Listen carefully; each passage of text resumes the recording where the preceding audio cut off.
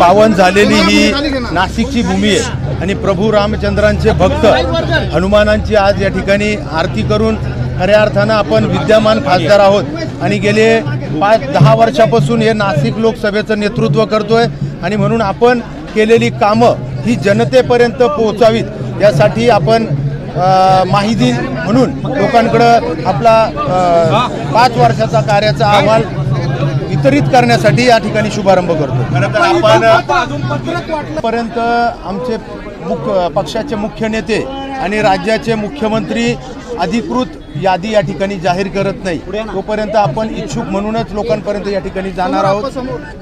मुंबईमध्ये 2 वेळेस शक्ती प्रदर्शन तुम्ही सुरू केलेलं आहे।